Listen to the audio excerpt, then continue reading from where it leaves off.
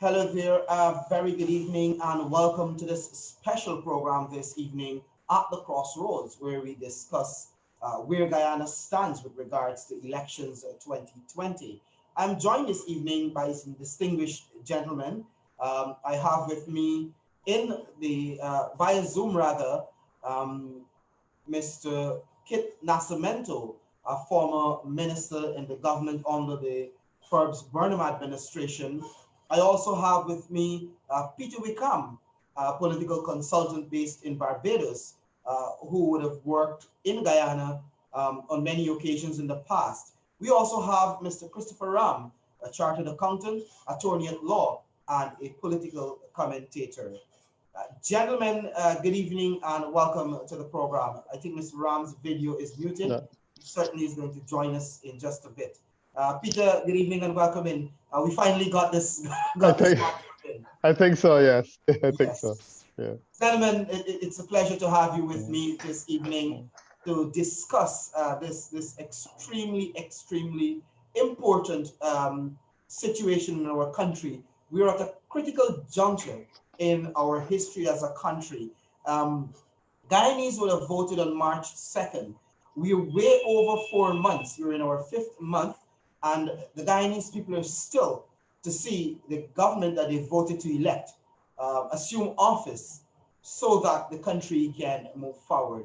I want to start first and foremost with asking you your initial thoughts on elections 2020 and how we got to this point where we are, maybe with the longest running election, if not in this hemisphere, maybe in the world. I'll start with you, Mr. Ram, and then I'll go to Mr. Nascimento and of course, Peter Wickham. Well, good evening, everybody, and thanks very much, Mr. Moderator, for having me.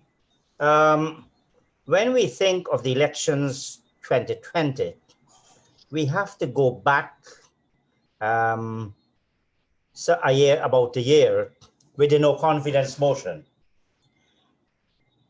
President Granger announced that he would abide by the vote in Parliament, and then he went and told his people, "You elected me for 5 years, and I'll be there for 5 years." So he went to the polls on March the 20th after all kinds of legal games played in the domestic courts and as well as our highest apex court, the Caribbean Court of Justice.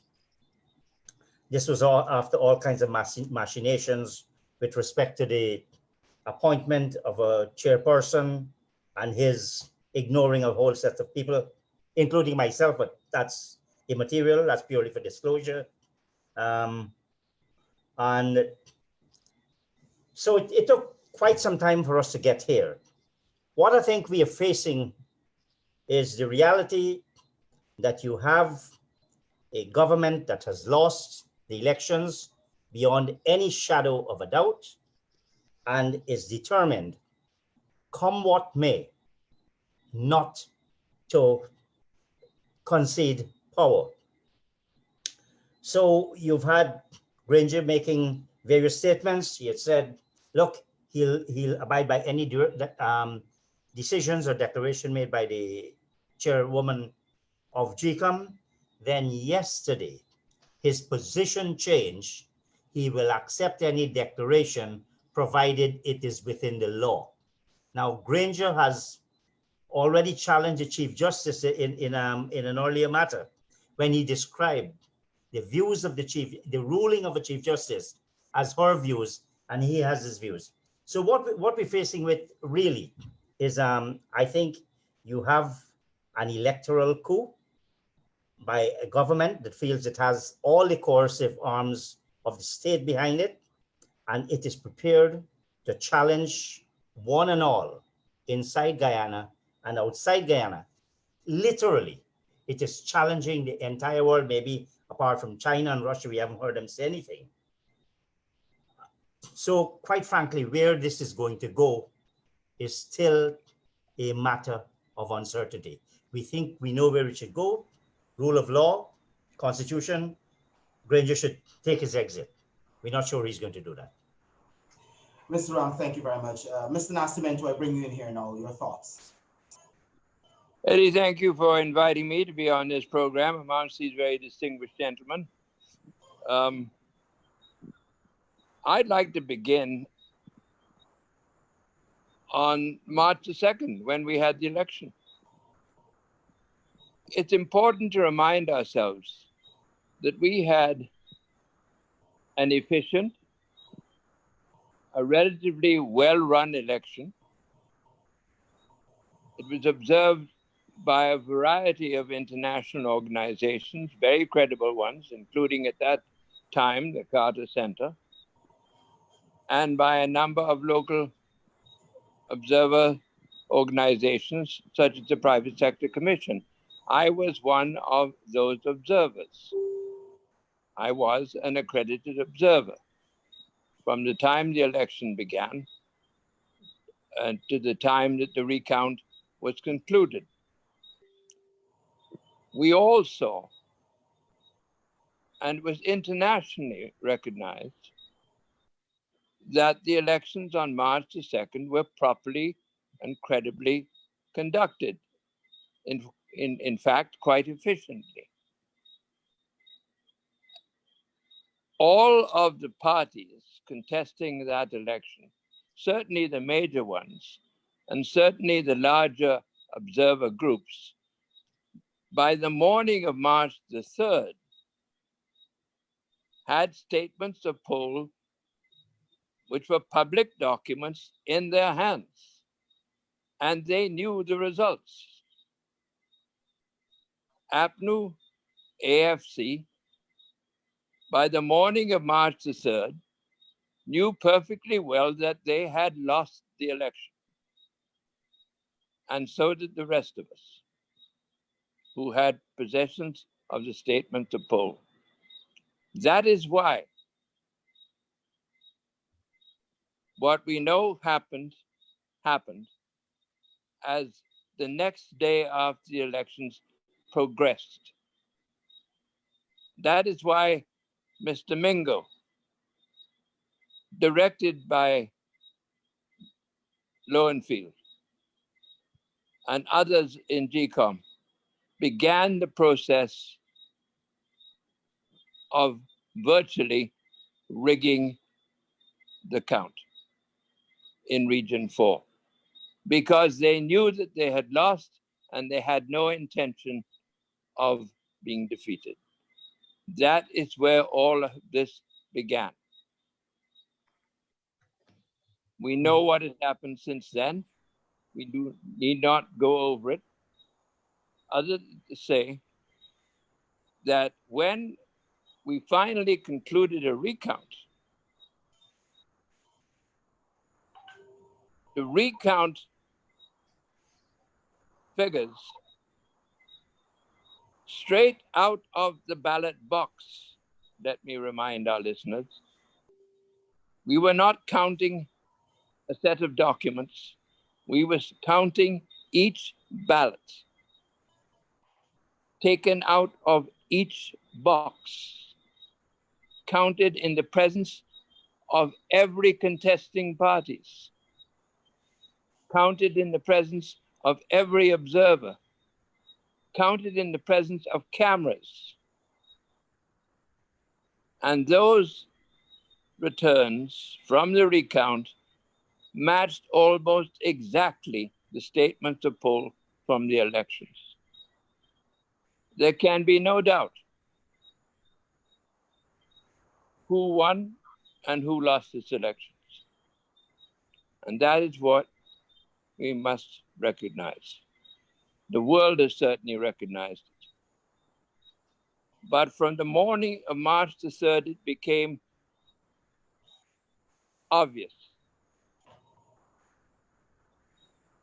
that Mr. Granger and those around him were not prepared to concede the results of a democratically held election.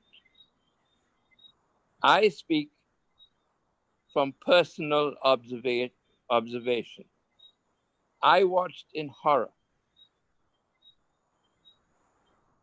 as the day progressed after Election Day and the days that progressed after that, I watched in horror as Mr. Mengo substituted false figures in place of the figures on the SOPs. I sat amongst the international observers. I had at one stage the American ambassador on one side of me and the British High Commissioner on the other side. So I do not speak of what I've heard. I speak of what I saw. And I saw an ugly, naked, bizarre attempt to manipulate the returns of Region 4 and ultimately have those manipulated figures adopted and embraced by the Chief Elections Officer himself. And now, at this stage, presenting them once again before DCOM as the results that we are expected to accept. Mr. Nascimento, I thank you for your opening comments. Peter, I bring you in here. You're an observer from the outside, a true observer based in Barbados, but you've been following elections around the Caribbean, and I suspect wider afield. And you have been following the Guyana elections, I think, from the very leading up to the elections until now. Your thoughts of what has happened so far? Yeah. No, I mean, I agree with everything the gentlemen have been saying in terms of the chronology. And I mean, frankly, I was appalled. I have not seen, I've been in this business for about 20 years, and I have not seen anything like it. You know, I always argued that there are ways and means you can, you know, put your hand on the scales in terms of an election. But something like this was unlikely to happen, largely because it is so difficult to hide and do it. You know, you're in an environment where there's cell phones and video cameras, and there's so much transparency. It would have been difficult to pull this off. Nonetheless, it was done. It's against that background that I have been arguing that I think that if we see this as a situation where we are arguing good from bad, right from wrong, and we believe that we can win an argument regarding whether there is a right and a wrong here, and we can win the argument on the side of right, and that the persons who have been proven wrong will stand down. I think that we're on the wrong course. While I don't disagree with anything I've heard from Mr. Nascimento or Mr. Ram, my sense is that we have now come to a point where we have to start to look at issues of strategy and how do we get out of it. And it's against that background that I've been saying that we need to compare what is happening now to a coup. And it's no different to the coup that took place in Grenada in the 1970s or the coup that took place in Trinidad and Tobago in the 1990s, where someone decides that they are going to take obvious and brazen action, and essentially they're going to hijack a nation overnight and essentially hold it at bay. These guys have held Guyana in suspense for over 100 days. And I predicted when the last set of action had completed and that we were told that the matter had been settled at the CCJ, that there was going to be another set of legal action, and it has now started.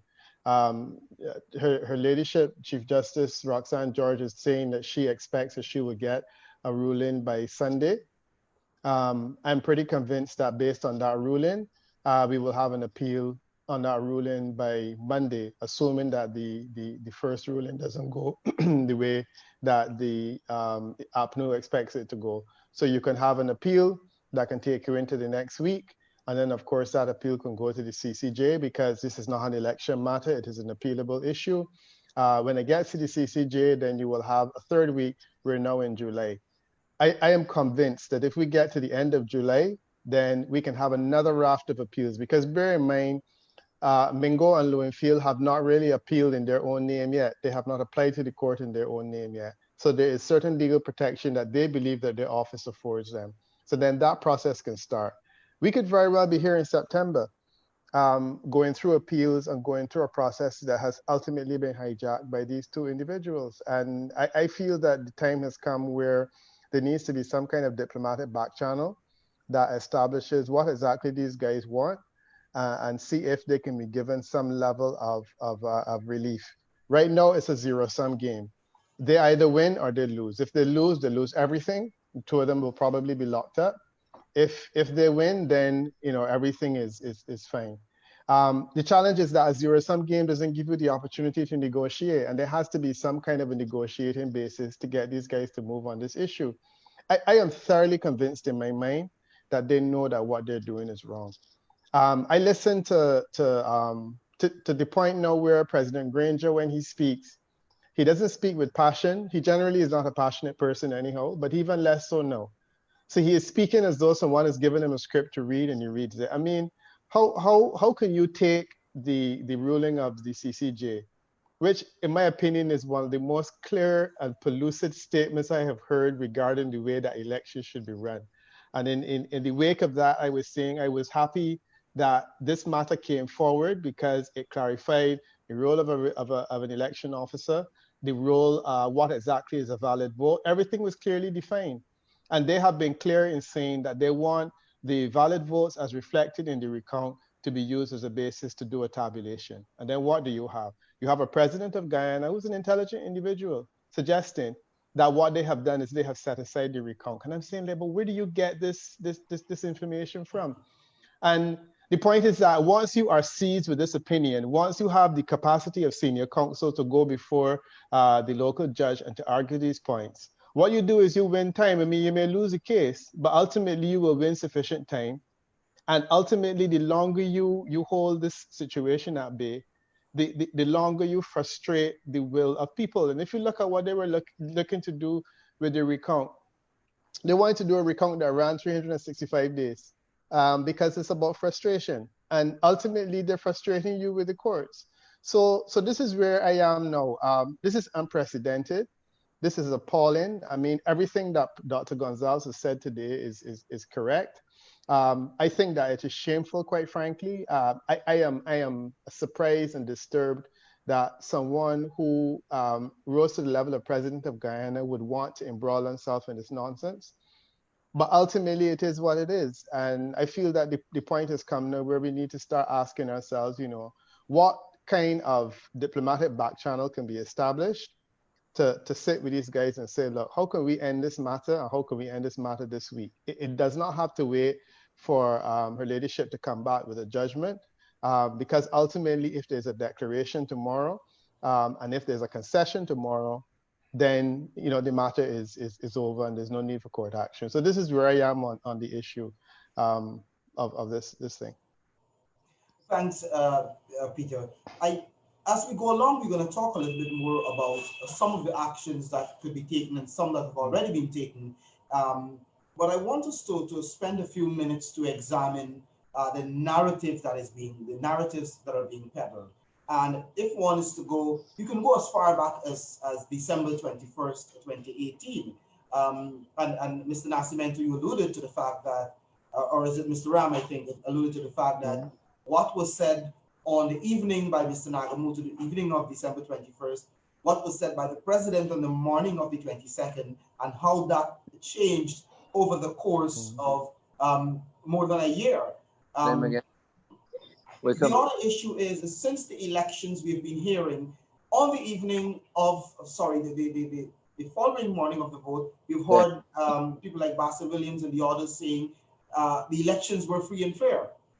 They held out on the bingo numbers. When they were forced into a recount, then you start hearing about irregularities and electoral fraud without any evidence being provided.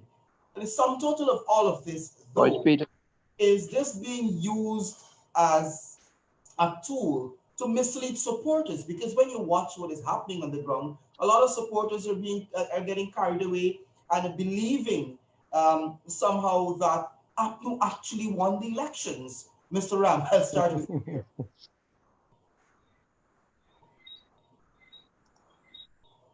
Mr. Ram, you're muted. Yes, go ahead. Can I take up what Peter was saying about diplomatic back channels? Go ahead. Let's not forget that 5 Caribbean leaders came to Guyana. The result of the initiative was to have a recount, to which President Granger, Barra Jagdeo, and the Secretary General of the CARICOM Secretariat all signed on. What you have is a situation where Granger can no longer be trusted because he doesn't honor his word. And, you know, it's sad to say that, and today's his birthday. That's my information. And it's really sad for us to say that about our president. We should also bear in mind, in terms of this diplomatic back channel, we had a CARICOM heads meeting virtual recently. President Granger chose not to participate, not even to send a message. Now, it does not appear to me that he's playing by any rules of normal, decent, honorable conduct. And, you know, he invites the kind of description that Barbadian diplomat said of him. So I'm not sure that there's a lot of room. Yes, we always have to talk. But how do you talk with someone who cannot be trusted, for one thing, and who refuses to play by any game, who essentially says, I am not moving, you try moving me? Let's bear in mind, Mr. Moderator, that only a couple of days ago, the president did a lot of changes in the upper hierarchy of the military. Now, that's not the kind of thing that a lame duck president, certainly one who has lost the elections, would be doing. So you really have to wonder what is his motive. Yes, it is right, we have to talk, but let's talk about settling this issue of the elections to start with. Unless we can deal with that. And you know, we talk a lot about power sharing and all form. That deserves a separate discussion. But we have serious power sharing. We do have power sharing built into our constitution and in our system. We have 10 regions. They all have their own elections, regional councils and so on. We have monies being allocated. We have constitutional commissions. We have such a panoply of instruments. And I think it's sad when we talk about power sharing, we seem to talk about executive power sharing. We can't even agree on a recount. And you're going to agree on how to run a country? I don't see that's happening in 1,000 days. May I have your permission? Yes, go straight ahead, Mr. Nascimento, to address what Peter had to say. Because I believe Peter is extremely well-intentioned, and Peter recognizes the facts that have occurred. But Peter, you cannot negotiate with a criminal.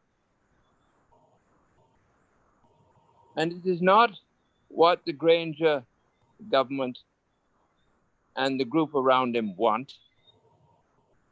It is what they intend. They intend to remain in power. You came close when you said that we are dealing with a coup. The reason that the Granger government, I will call him that for the time being, is still in place is because they have the security forces behind them. We are not altogether different from what is happening in Venezuela.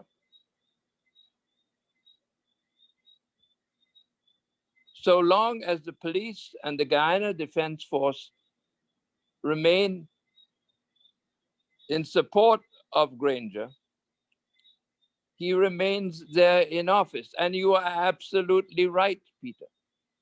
They will abuse the court system from now until doomsday.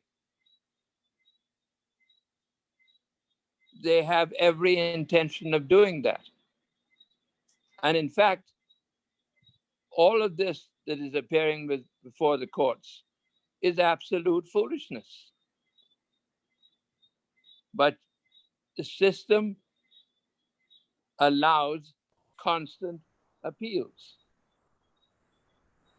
until, no doubt, the CCJ will get fed up with it and refuse to hear it.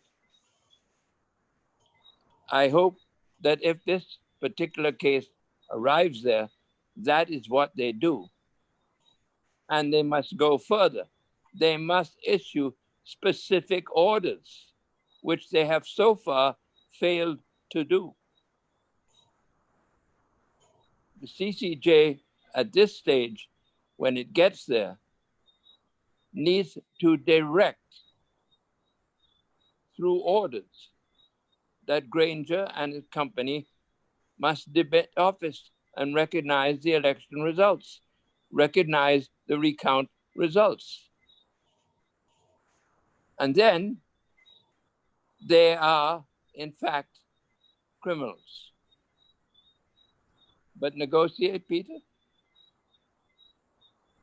Negotiate with those people? You have to be kidding. Yeah. Peter Granger Don't comment us now, Peter. I know you want to add something. Yeah, no, there's a couple of things that Kit said. Granger negotiated the recount. That was an agreement he entered into. Granger said that he was not interfering with GCOM. Yet he directs GCOM that they must accept Lowenfield's report. Granger says that he would accept what the chairman of GCOM has ruled. She has already ruled that Lowenfield's report goes out of the window and we move to accept recount. Granger has absolute criminal intent. And that is why we have to rely on not a back channel diplomatic arrangement, but a frontal. Mr. Wickham, a frontal punishment of every one of them, which is now beginning to happen. I'll bring you in here now, Peter. I know you wanted to add something to what you said earlier.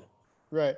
No, I mean, I firstly let me make it clear to these gentlemen. Don't see me as the enemy in all of this, because I am pretty much reflecting the view that you guys are reflecting. It's just that I am in a situation where I'm saying, let me see what I can add to the conversation, and I'm trying to add a direction that is not yet on the table.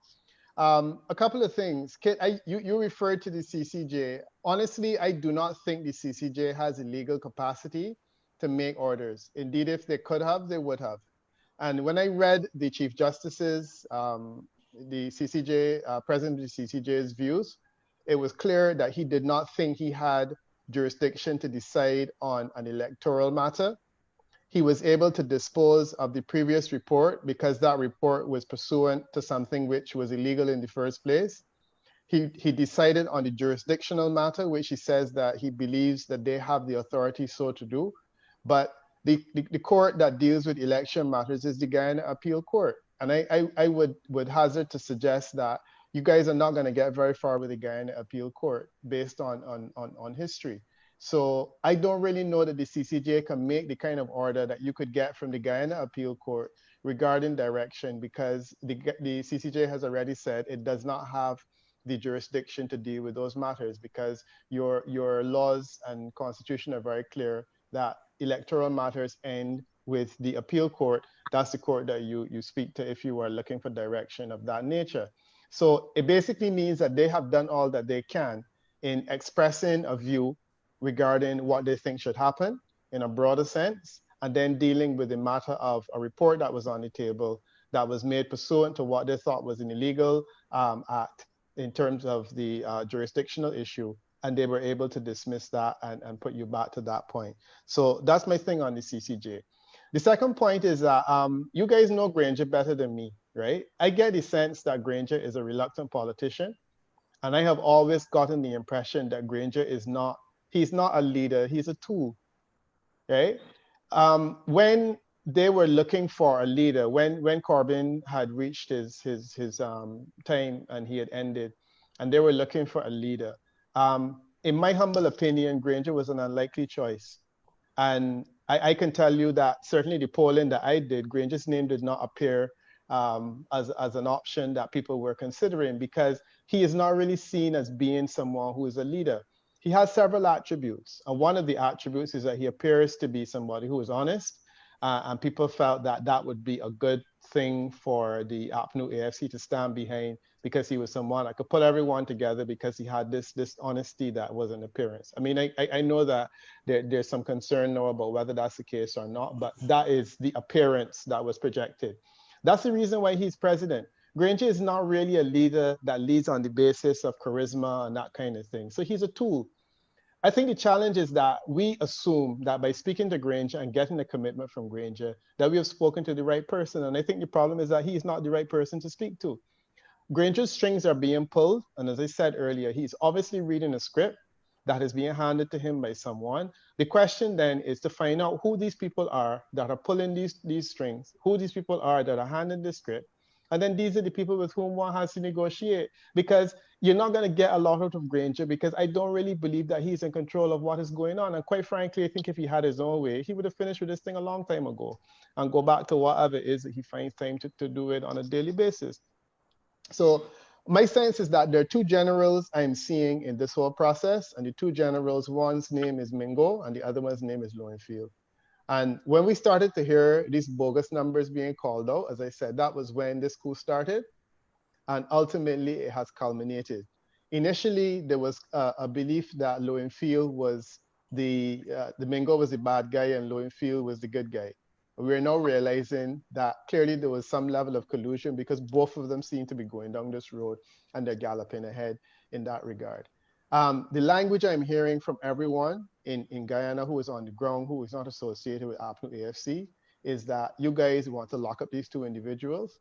And my sense is that they understand that that is a distinct possibility. And indeed, there's every likelihood that it is a change of government. The first two people that are going you're going to lock up is the two of them. And you've already started criminal proceedings against one of them, so it wouldn't be surprising. Is that not the basis of a negotiating position? Because if they are of the opinion that they're going to prison, if this thing fails, they have nothing to lose, and they're going to continue trying, because you basically have told them, if this thing doesn't work out and it fails, you're going to prison.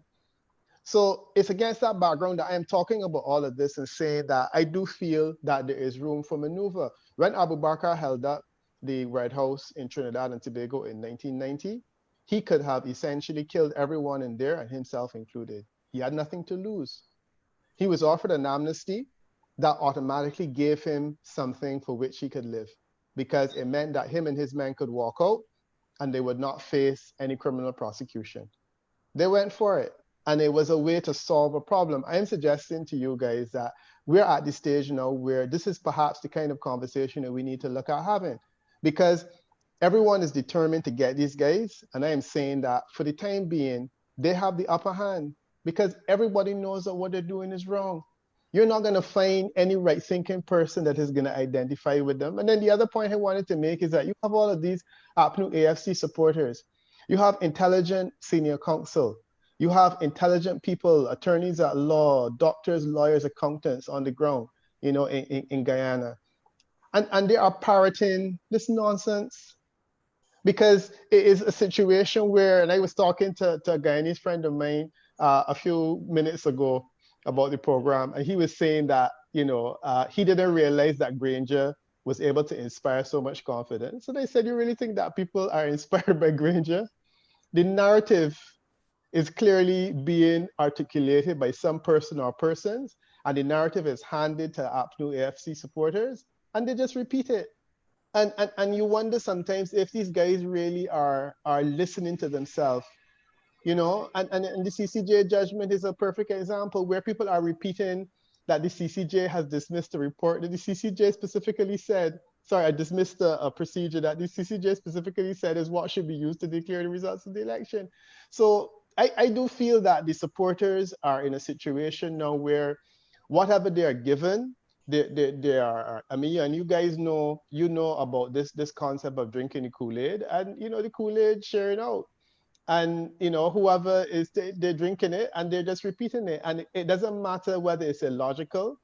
I'm being told that I would not understand because I've never lived in Guyana. And if I had lived there, I would understand why they have to do what they have to do. While my sense is that we're talking about an election process where you count votes and you determine who is winner. Sorry, I realize that I've been talking too much. Thanks, Peter. But yeah. I want to pose a couple of, point to a couple of things that you said, and I'll ask Mr. Ram to first respond to. You talk about negotiating, you talk about Granger is not in control, and that he's being handed a script. It therefore means those who are handing him the script know exactly what they're doing. And their intent is clearly what Mr. Nascimento said. That is to stay in power, and they cannot be trusted. So who are you going to negotiate with when Granger, you're saying Granger is not in control? What I want to say to you before I ask Mr. Ram to come in is the fact that the sentiments on the ground are totally different. Guyanese, the majority of Guyanese are of the view that Granger is the intellectual author of all of this. Because if you look at Granger's term in office, he has always tried to separate himself from his government. So when the corruption and so on were going on, you never see Granger coming out saying anything. He always tried to separate the presidency from the government or the cabinet to some extent. Mr. Ram, I'll bring you in here. Thanks. This business about Mingo, I think Mingo is outside the frame now. Mingo's count has been there.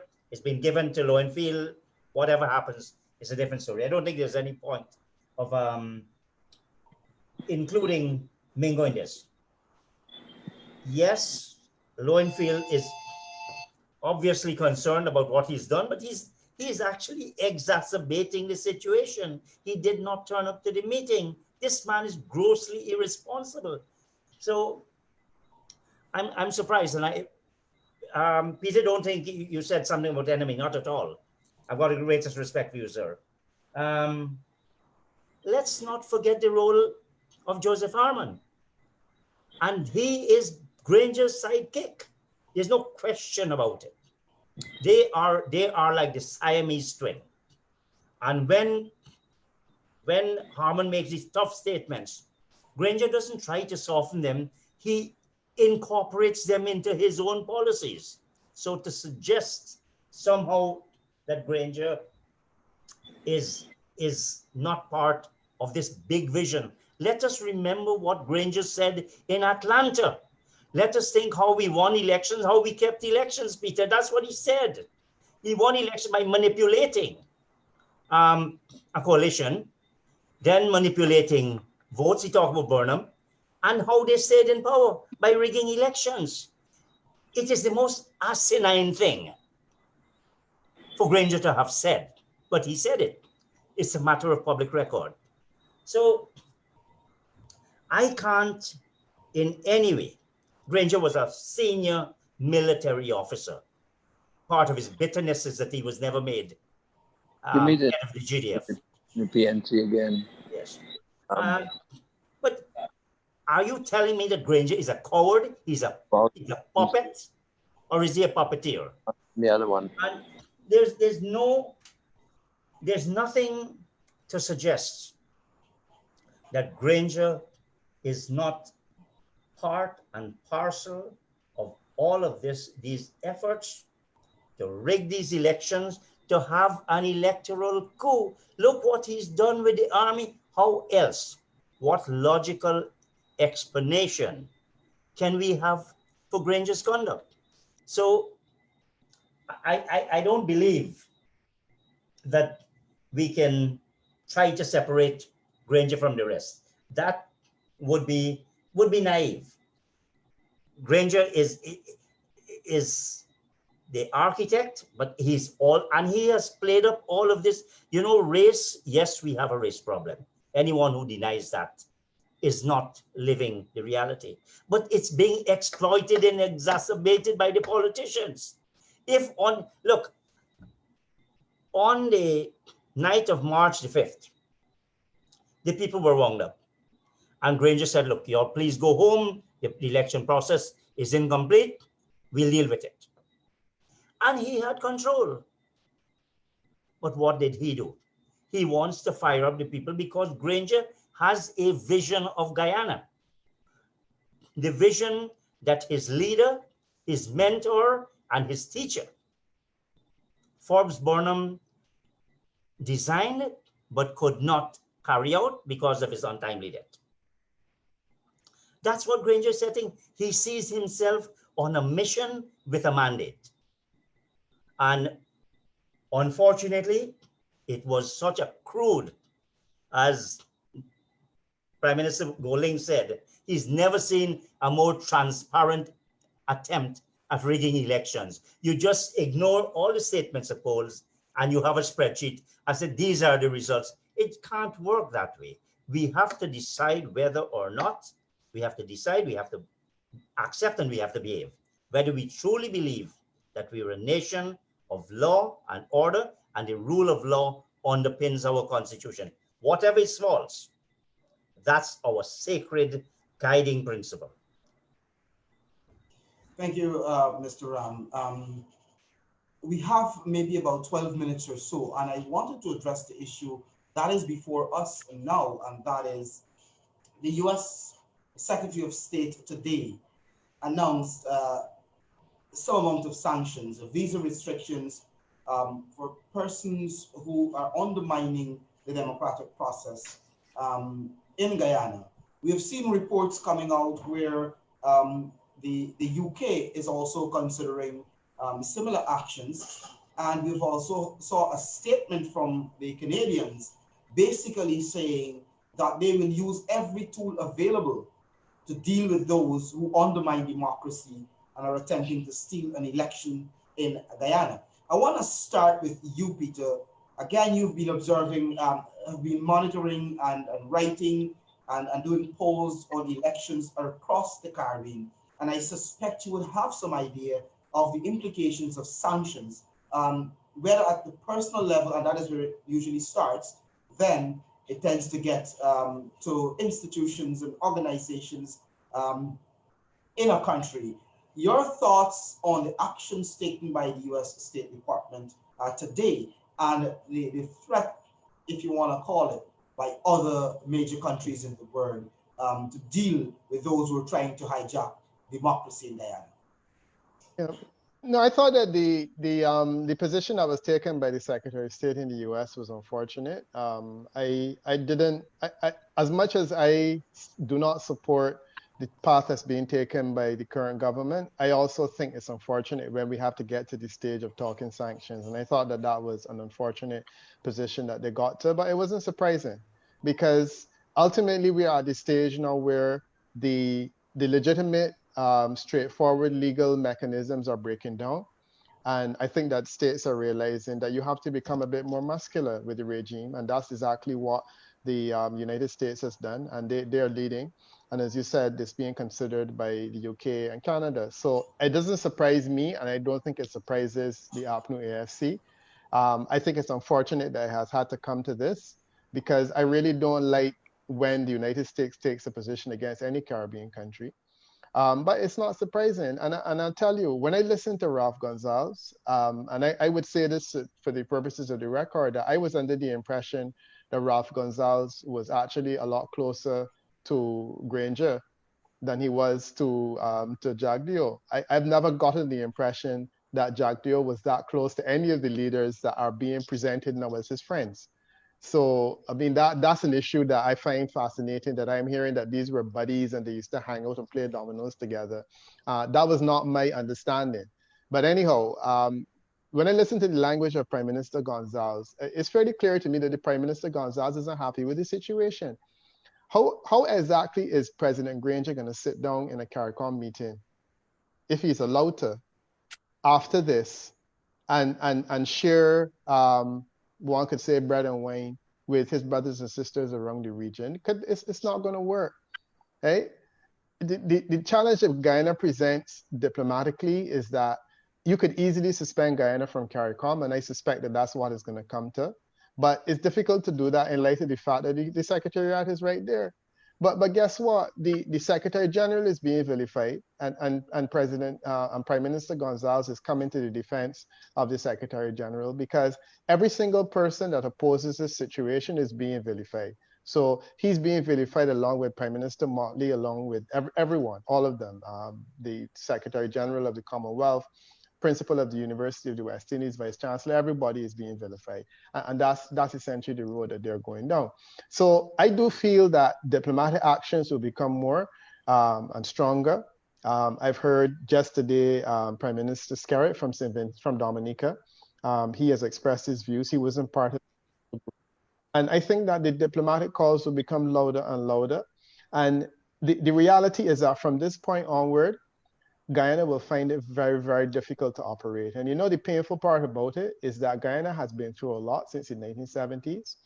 You have discovered large quantities of oil, and oil is a commodity where it's not going to work if you are not able to get your resources out. And you can rest assured that until this issue is settled amicably, all of that money that Guyana is generating now from selling oil will be held in escrow. And you're not going to get your hands on it. And it will basically mean that all of the good things that you can do, the hospitals, the roads, the development that could have come, will not come.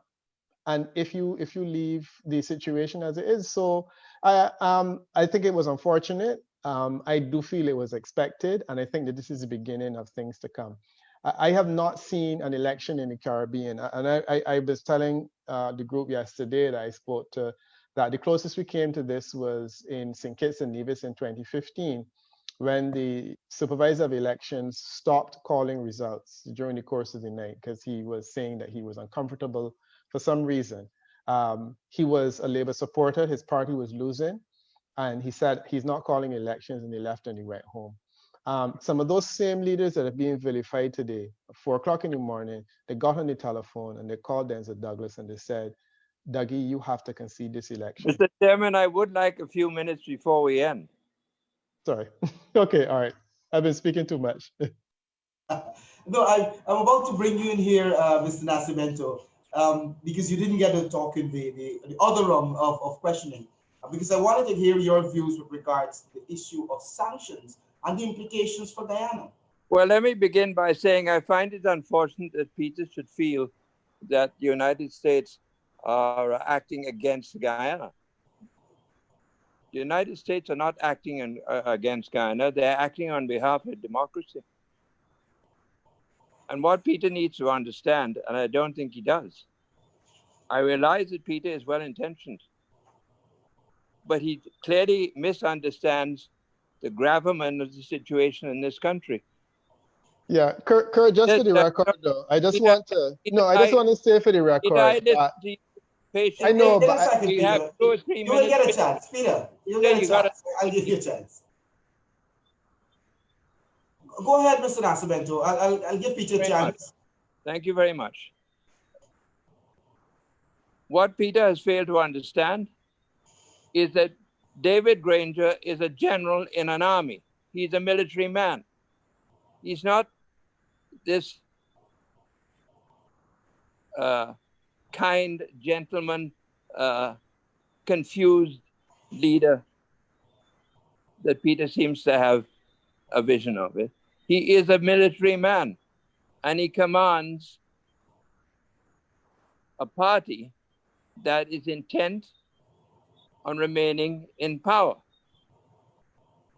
And the reason for sanctions is that without those sanctions, without the intervention of the international community in Guyana now, you can bet your bottom dollar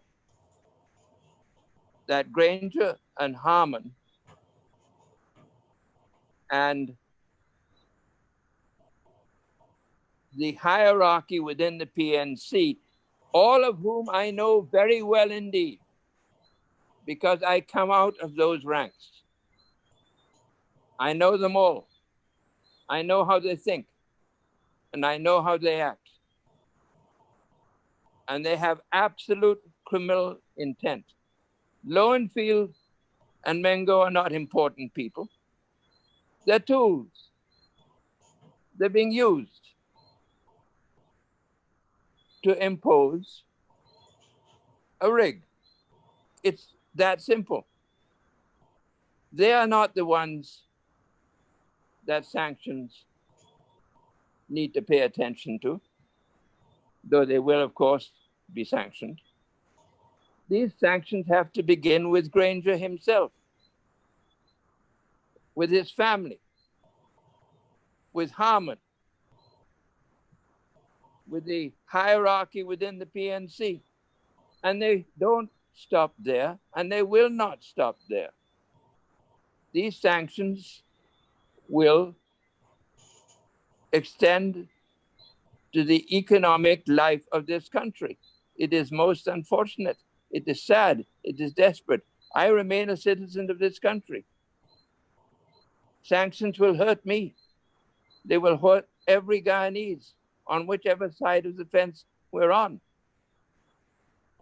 But they are the only solution at this point in time to saving us from a military-backed and a military-driven dictatorship. That is what we're heading for without the support of the democratic countries of this world.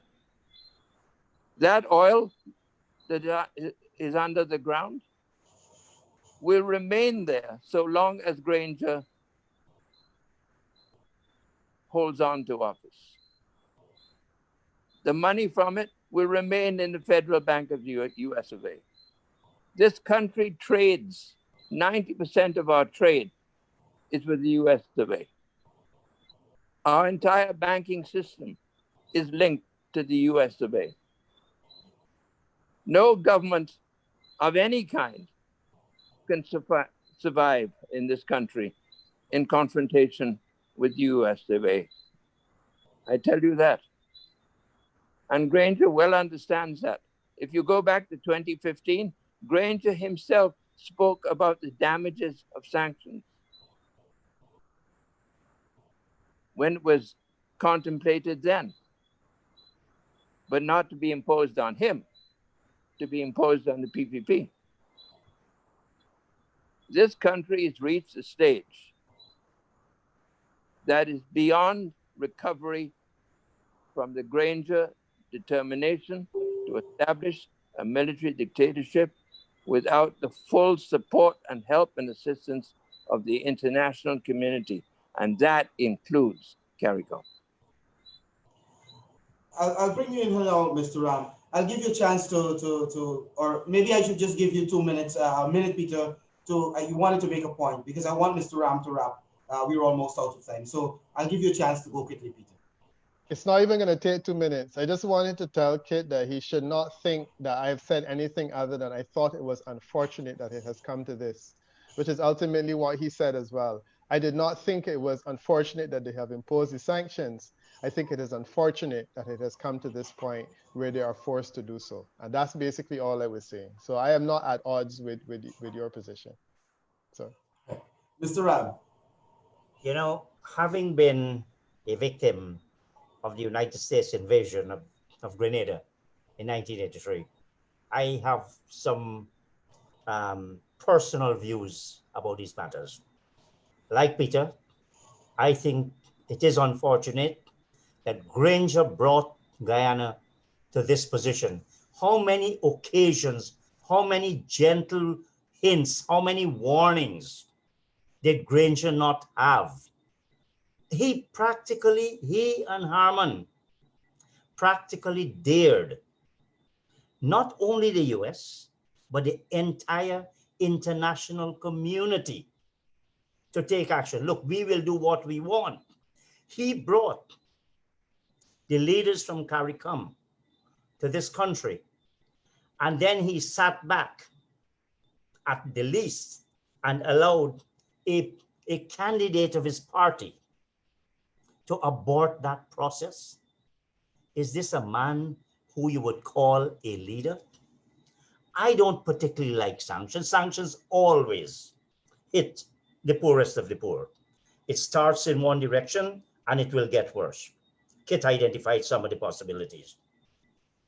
But look at what Granger has in fact done. Not only the sanctions, today Guyana is as isolated, is more isolated than it has ever been.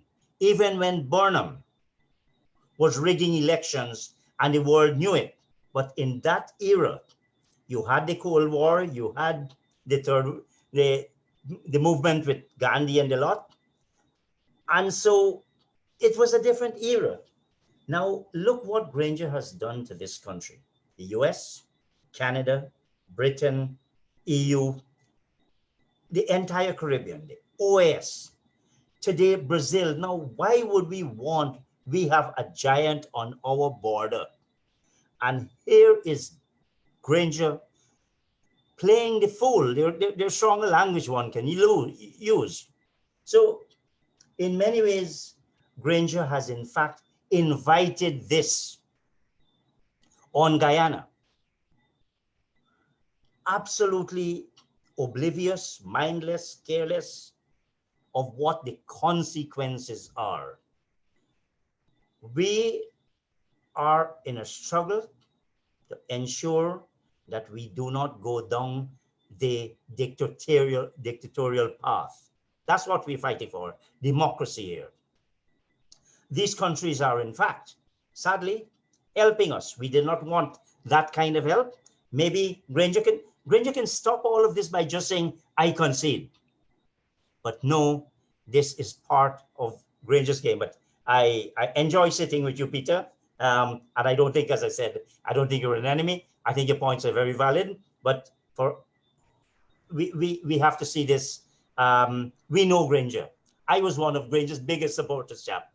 I have a television program. I had Granger on my program 8 times. I've been a big supporter of Granger. Disappointment is no longer a term you could use to describe Granger. He has betrayed democracy, he has betrayed the Constitution, he's betrayed his own followers, and he's leading them down the wrong path. I hope on his birthday, it is not too late for him to see the light and to change course. Thanks. Mr. Christopher, Mr. Peter Wickham and Mr. Kit Nascimento, I want to thank you, gentlemen, very much for joining me this evening. I know no love lost. It was a little bit of debate here and there, which is good for the program. It's good for the people to have varying views. But I think what I deciphered from all of this is that we all can agree that we are in a very, very peculiar position. And of course, as the title or the name of this program is, we are certainly at the crossroads where efforts are being made to deny the people a fundamental right, and that is to elect a government of their choice. But I believe, and like many other Guyanese, and I suspect my panel also believe, that democracy will prevail. This is not the 70s and the 80s. This is 2020. The people of Guyana and the people in the world over are wiser, and they believe that citizens of any country should have a right to choose their leaders. It's unfortunate, and I agree with you, gentlemen, it's unfortunate that we've reached this point where Mr. Granger, he has to take the blame for this. Mr. Granger has brought sanctions to Guyana. It may be on specific officials of his regime.